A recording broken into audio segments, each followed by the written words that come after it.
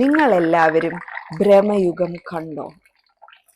കണ്ടെങ്കിൽ you and I can sit down over a cup of coffee and discuss the movie in detail and also touch upon some plot loopholes.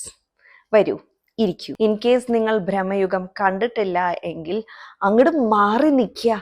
നിന്റെ സാന്നിധ്യം തന്നെ നോമിന് അസഹ്യമായിരിക്കണു. ഇത് cinema കാണുമ്പോൾ ഈ ഡയലോഗിന്റെ relevance മനസ്സിലാവും. എല്ലാവർക്കും പുതിയൊരു വീഡിയോയിലേക്ക് ഭയങ്കരമായിട്ടും സ്വാഗതം.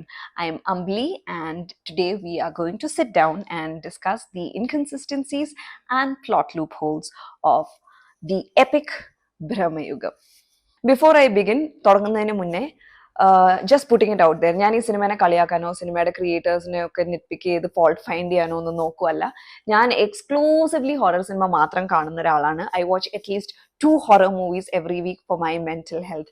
And അങ്ങനത്തെ ഒരാളായതുകൊണ്ട് I can see some jarring loopholes and story ടെല്ലിങ്ങിൽ കുറച്ച് ഇൻകൺസിസ്റ്റൻസീസ്. അത് മാത്രം നമ്മൾ ഇവിടെ ഡിസ്കസ് ചെയ്യുന്നുള്ളൂ. ഡീറ്റെയിൽ റിവ്യൂവും കാര്യങ്ങളൊന്നും ചെയ്യാനുള്ള വിവരം എനിക്കില്ല. അത് വേറെ ആൾക്കാർ നല്ല വൃത്തിക്ക് ചെയ്തിട്ടുമുണ്ട്. So you and I are going to discuss some inconsistencies in the story. ആർക്കെങ്കിലും ഈ പറഞ്ഞ കാര്യങ്ങൾക്ക് ആൻസർ ഉണ്ടെങ്കിൽ പ്ലീസ് എന്നെ അറിയിക്കുക. എനിക്കൊന്ന് ഉറങ്ങണം. ഞാനിത് ആലോചിച്ച് എൻ്റെ ഓർക്കം കളഞ്ഞ് ഇവിടെ ഇരിക്കുക. അപ്പൊ എങ്ങനെയാ, തുടങ്ങുമല്ലേ? Come on everybody. Loophole number 1. Remember the scene where Arjun Ashokan is having his dinner? So അയാള് കൊടുമൻ പോറ്റി / ചാത്തന്റെ സൈഡിലിരുന്ന് ഇങ്ങനെ വിമിഷ്ടത്തോടെ ഭക്ഷണം കഴിക്കാൻ ശ്രമിച്ചുകൊണ്ടിരിക്കുമ്പോൾ ചാത്തൻ ഇസ് ലൈക്ക്, നല്ലോണം ഭക്ഷണം കഴിക്കുക അല്ലെങ്കിൽ അമ്മ Paru വിഷമിക്കും.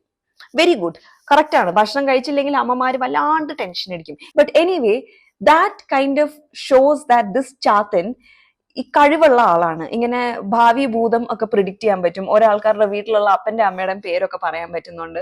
Down to like the name of the parent Arjun അശോകന്റെ ഈ ചാത്തൻ ഗസ് ചെയ്യുന്നുണ്ട്. അത്രയും കഴിവുള്ള ചാത്തൻ എന്തുകൊണ്ട് സിദ്ധാർത്ഥിന്റെ പപ്പ ഒറിജിനൽ കൊടുമൻ പോറ്റിയാണെന്ന് ഗസ് ചെയ്തില്ല, അല്ലെ കണ്ടുപിടിച്ചില്ല? അവിടെ പുള്ളിയുടെ മാന്ത്രിക ശക്തി എങ്ങനെ ഫെയിൽ ചെയ്തു? But why? രണ്ടാമത്തെ ഇൻകൺസിസ്റ്റൻസി, ഈ ചാത്തന്റെ ബാക്ക് സ്റ്റോറി ഷെഫ് പറയുമ്പോൾ, സിദ്ധാർത്ഥ് പറയുന്നത് ഇസ് ദാറ്റ് അവസാനം ആ ബ്ലഡ് ലൈനിൽ ഉണ്ടായിരുന്ന പോറ്റി വിച്ച് ഇസ് കൊടുമൻ പോറ്റി, പുള്ളി വന്ന് ചാത്തനെ തളയ്ക്കാൻ നോക്കുമ്പോഴേക്കും ആകപ്പാടെ തലകുത്തി മറിയുന്നു. ചാത്തനാണെ കൊടുമൻ പോറ്റിയുടെ ശരീരത്തിന്റെ അകത്തേക്ക് കയറുന്നു. അങ്ങനെയാണെങ്കിൽ എന്തുകൊണ്ട് വേറൊരു കൊടുമൻ പോറ്റി അവിടെ ഉണ്ടായിരുന്നു? ആ കൊടുമൻ പോറ്റി ജീവിക്കുകയും മരിക്കുകയും അവസാനം കുഴിച്ചിടുകയും ചെയ്യുന്നുണ്ട്. അപ്പൊ ചാത്തൻ മേത്ത് കയറിയതാണെങ്കിൽ ഒരു ശരീരമേ ഉണ്ടാവാൻ പാടുള്ളൂ കൊടുമൻ പോറ്റിക്ക്. പക്ഷെ അങ്ങനെയല്ല കാണിക്കുന്നത്. ഈ പുള്ളിനെ ജീവിച്ച് മരിക്കുന്നതായിട്ടും കുഴിച്ചു മൂടുന്നതായിട്ടും ക്ലിയർലി കാണിക്കുന്നുണ്ട്.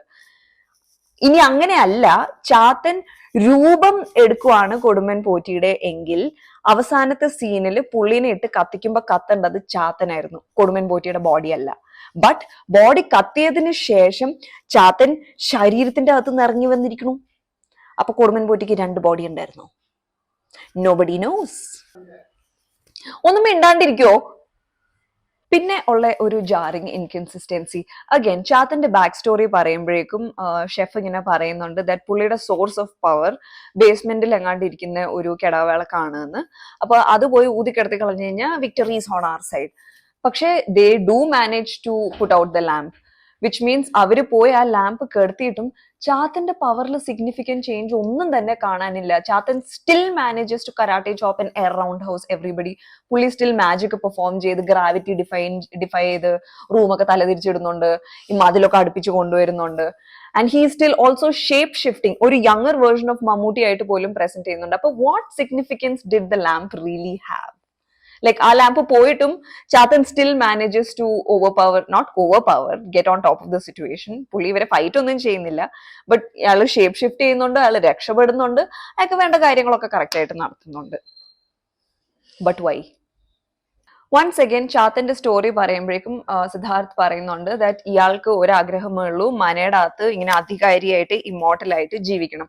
അകത്തേക്ക് വരുന്ന എല്ലാരെയും പുള്ളി അവിടെ തന്നെ പൂട്ടിയിടുകയും ചെയ്യും. He doesn't want to leave the mana because of course make sense, അയാൾ ഗാർഡ് ചെയ്യുന്ന ലാമ്പ് അവിടെയാണ്. At the same time Arjun അശോകന്റെ ഷേപ്പിലേക്ക് ഷിഫ്റ്റ് ചെയ്ത് കഴിയുമ്പോഴേക്കും നോട്ട് ദ പോയിന്റ്, അയാൾ ഷേപ്പ് ഷിഫ്റ്റ് ചെയ്യുമ്പോൾ ഭയങ്കര കഴിവുള്ള ചാത്തനായിട്ട് മാനുഫാക്ചറിങ് ഡിഫക്റ്റ് ഉണ്ട്, ചെവി മാറിപ്പോയി.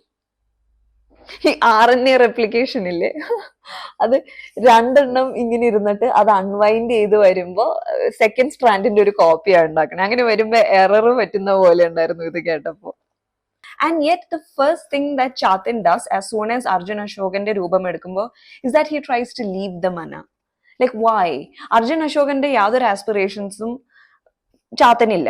ഇനി അഥവാ ഉണ്ടെങ്കിൽ തന്നെ why would he do that? Because ഈ മനയുടെ അകത്തേക്ക് വരുന്ന ആൾക്കാരെ പോലും പുറത്തോട്ട് വിടാത്ത ആളാണ് Chathan. Chathan wants to like ചുറ്റിപ്പറ്റി എന്ന് ഞാൻ പറയുമല്ല, സ്റ്റോറിയിൽ അങ്ങനെയാണ് ഇതിനെ ഡിപിക്ട് ചെയ്തിരിക്കുന്നത്. Chathan is an entity that doesn't want to leave the mana. പക്ഷെ അർജുൻ അശോകന്റെ രൂപം എടുക്കുമ്പോൾ ഒന്നാമത് മാനുഫാക്ചറിങ് ഡിഫക്റ്റ് ഉണ്ട്, ചെവി മാറിപ്പോവും കമ്മലിടുന്നതിന്റെ. On top of that Chathan tries to leave the mana. Why? The nation wants to know. Also ഈ സ്റ്റോറിയിൽ വൺ മിസ് വരാഹി അവരാണല്ലോ ഈ പെട്ടിക്കകത്ത് ഈ ചാത്തനെ കൊണ്ടുവന്ന് ഫസ്റ്റിൽ പോറ്റിക്ക് കൊടുക്കുന്നത്. സബ്സീക്വന്റ് ലീനേജിൽ വന്ന ഒരു പോറ്റി പോലും ഈ പ്രോബ്ലം റൂട്ടിൽ നിന്ന് സോൾവ് ചെയ്യാൻ നോക്കുന്നില്ല. രണ്ടാമത്തെ വരാഹിയെ വിളിച്ചാൽ തീരാവുന്ന പ്രശ്നമേ ഉള്ളൂ.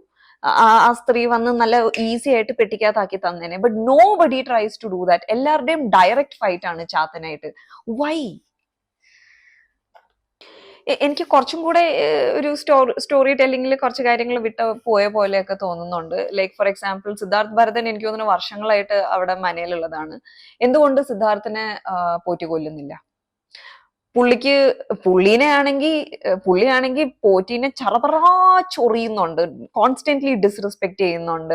ആൻഡ് പോറ്റിക്ക് ഇതറിയാം, സിദ്ധാർത്ഥിനും ഇതറിയാം ദാറ്റ് ഇത് ചാത്തനാണെന്ന്.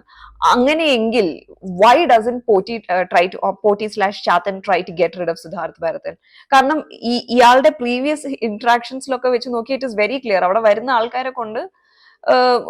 ആൾക്കാരുടെ അടുത്ത് at some point Siddharth reveal ചെയ്യുന്നുണ്ട് ദാറ്റ് ഇത് ചാത്തനാണെന്ന്.